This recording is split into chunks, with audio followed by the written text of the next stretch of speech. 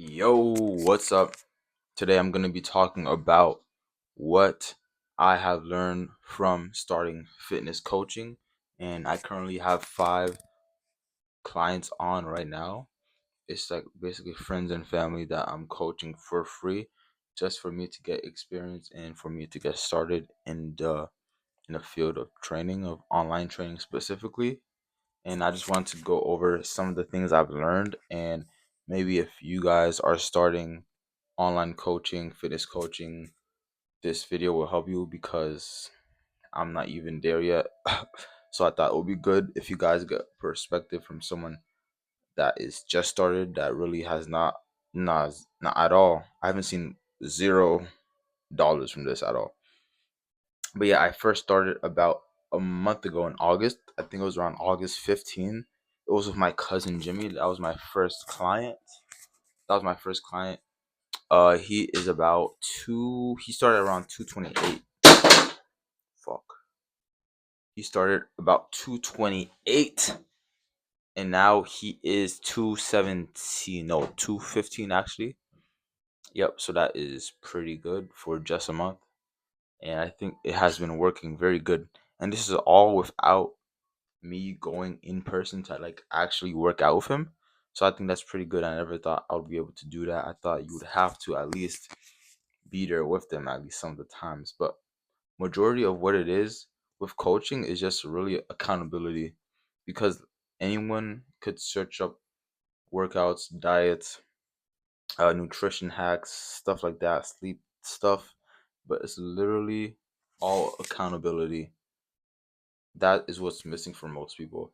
And what you're gonna see a lot of the times, people's habits are really messed up. So it's not even really the diet or the food or not working out, but even yeah, that is a big part of it.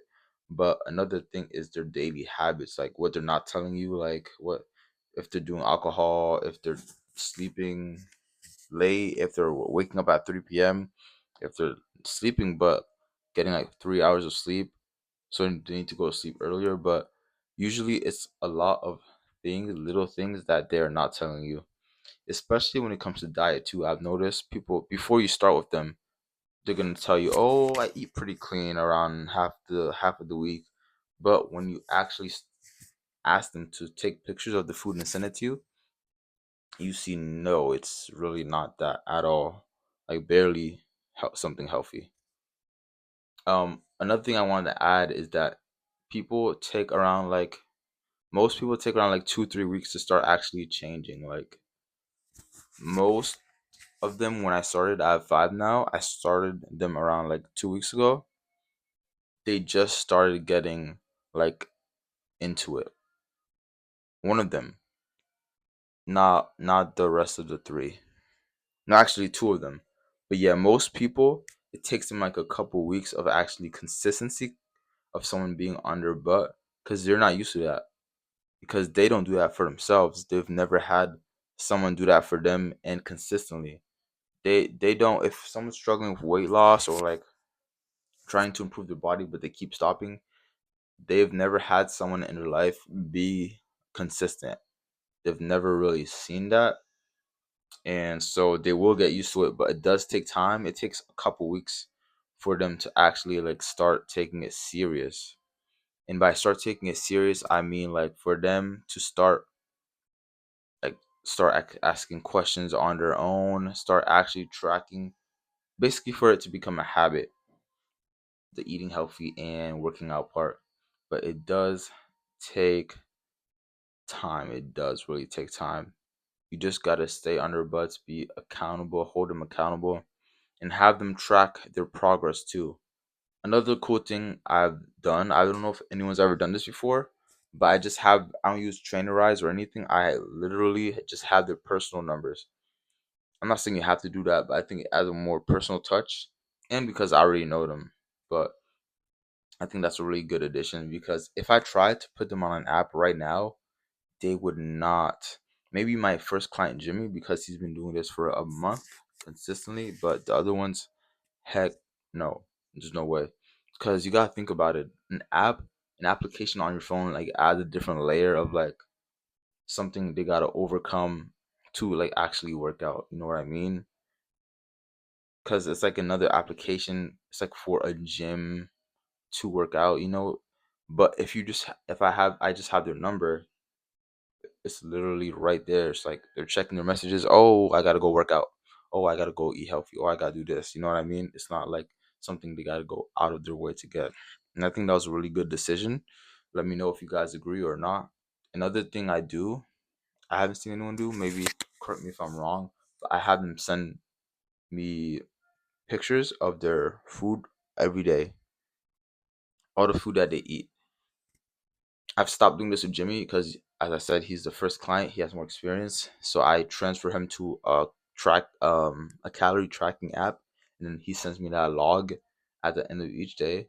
So he doesn't send me the different meals specifically each day in messages. He just puts in the app and then sends me the log.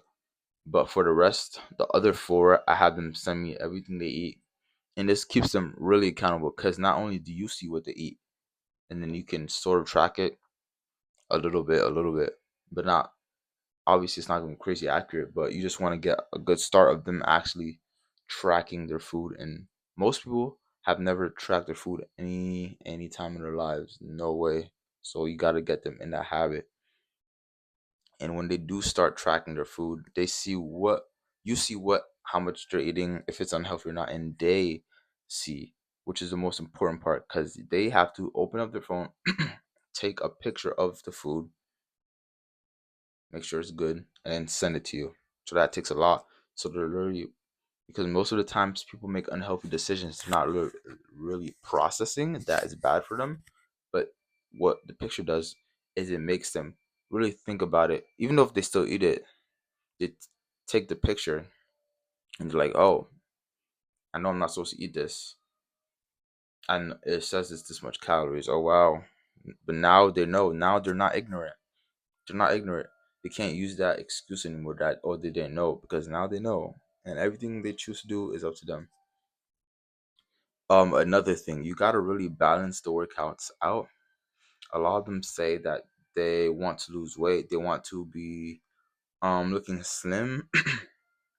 So you really gotta balance out the workouts, and gotta really focus on their body type and what's gonna look good for their body type.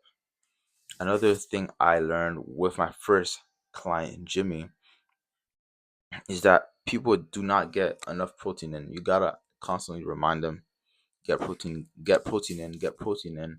It's actually been a little bit of a problem where he some days he just like really does not eat at all, and I have to remind him that's not good. That will make you end up craving more and binging. And the other really bad part is that when you do lose all that weight, when your client does lose all that weight, they will not have a lot of muscle, so they won't have that aesthetic lean look they want. And they won't tell you they want a certain look, but everyone, if they come to you for coaching, they want a certain look.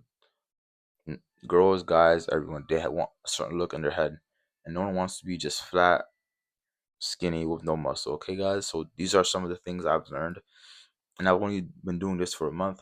And yeah, let me know if you want any more advice and tips, and follow for the journey, and subscribe if you want. Thanks.